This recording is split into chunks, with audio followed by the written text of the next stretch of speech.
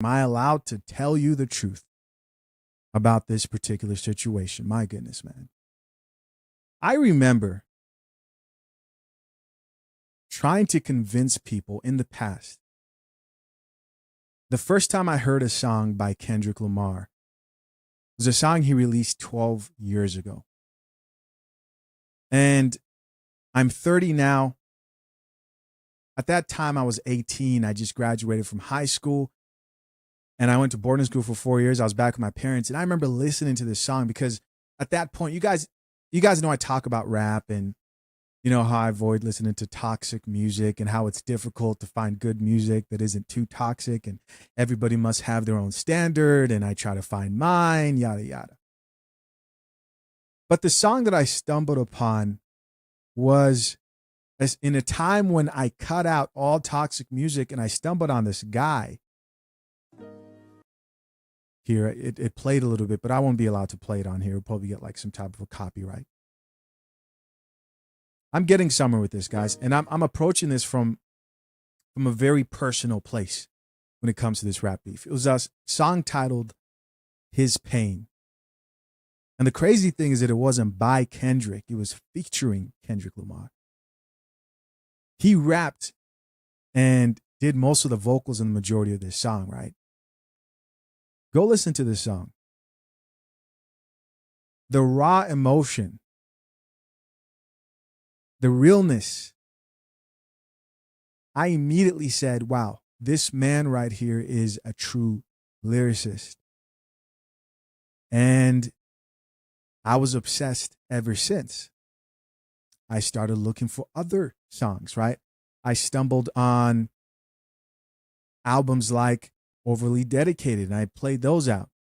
And then I, moved over to the Section 80 album. And then by that time, of course, I'm trying to think of. By that time, Good Kid, Mad City, when I was around 18 years old, was also very popular. And I remember thinking to myself, this guy is going to be probably one of the greatest rappers of our generation. But listen, my point that I'm trying to get to here, guys, is I remember showing people Kendrick Lamar and me having to convince and fight with them and be like, yo, listen to this. I remember one friend in particular told me he didn't like him because he listened to real hip hop. And in about like 2 weeks or so, he knew one of Kendrick's songs word for word. We still laugh about it to this day. Till this day. So after that, you had To Pimp a Butterfly, and then you had the Untitled and Unmastered album that came after that. Then you had Damn. But after Damn, there was this kind of switch in the way that Kendrick, first of all, he took a long break from music, but there was a switch in the way that his delivery, right? Even his voice, and the way that he would deliver the raps on the tracks that I didn't really necessarily like as much. Now, I don't know if this was because I liked his older stuff, but he changed something about himself. And that's okay, because every artist change, right? They all change. But I always knew that, man, Kendrick is a problem. And not only that, Kendrick is real. But let's fast forward to 2024. My money wasn't on Kendrick, bro. I thought, based on what I assumed this battle was going to turn into, which was a battle of hits, I thought Drake was going to take the win in this battle. But not only did he deliver his message across, he changed Drake's image in front of the whole world. Now, I don't know if he ruined Drake's image, but there's definitely been a switch here and the way someone like even myself views Drake. Right off the bat, as somebody who has spoken in the past a lot about entertaining music that's positive and isn't toxic, you'd think that my first thought will be like, okay, my money's on Kendrick. It really wasn't. I thought, well, if we're going to talk about hits here and who I think is going to make the best hit out of the two and who has the most hits, I thought Drake was going to pull through.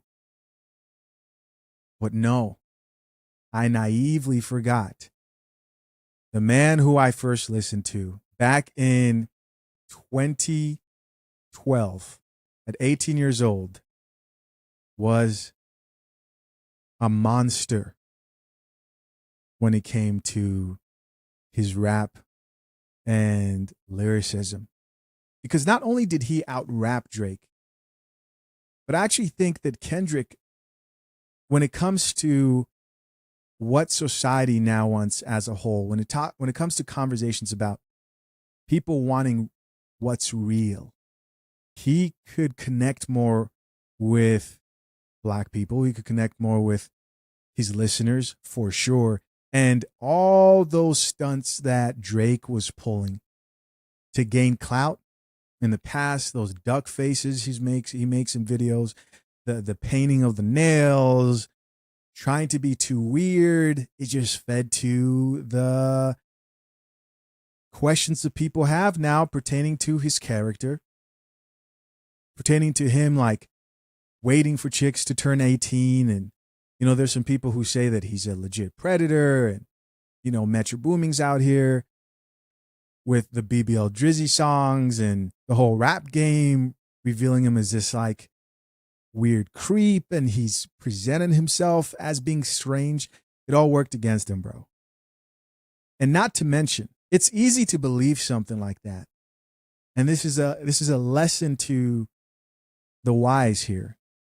It's easy to believe something like that for sure about somebody whose life's focus has been women, sex, and partying, and chose to pump that type of music out instead of someone like Kendrick, who's given up some of that mainstream attention to talk about things that are more meaningful.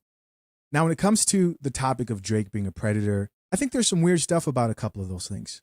Now, whether someone can prove that he did something with minors, I mean, that's one thing. But the whole videos I've seen of him like texting young teenagers and Billy Molly, what's that chick's name? Bobby Millie or something like that. You know, the text conversations when she was like underage. That's weird stuff. Weird stuff. Now, is there proof that there was some sexual stuff going on while they were that young? We don't know. Is that something that I think Drake definitely needs to clear up? Hell yeah. Or else people are just always going to question that. And if it's true, well, what's done in the dark is going to get brought into the light eventually. Here's the other thing that I find very funny about listeners. And as somebody who does content, there's no way anybody will convince me overall that when you look at the artists who are also beefing the Drake right now, Future, Metro Boomin, Rick Ross, name whatever artist. If you think that those guys haven't done some shady shit out here in Hollywood and they're innocent and Drake's the only one who's out here getting caught up in deep dark, then, you know, I can't follow the crowd from that perspective, because the truth is they rap about the same shit. Before all this, they were at the same parties doing the same things. So to me, I don't really put anybody on a pedestal in that regards, right? In that regards, I'm not going to sit here and go, yeah, you know, Drake's doing all this stuff and the rest of them innocent. A few months ago, I was listening to a bunch of oldies, man, and a song came on. I don't know if you guys remember the song with Lil Wayne and Drake and a bunch of other Young Money artists, but it was a song called I Just Want to F Every Girl in the World, or I Wish I Could F Every Girl in the World. I don't remember the exact title. But this guy right here, we did not remember this. Mac Main had a line in that song where he said, in about 3 years, holla at me, Miley Cyrus. I was listening to that track and I paused it. I looked over at the person who, we were listening to it with. I said, yo, that was a wild line. I said, that shit was wild. They're like, what? Take it back. I took it back and we heard it. He says, in about 3 years, holla at me, Miley Cyrus. So I'm assuming at that point, she must have been, like 15?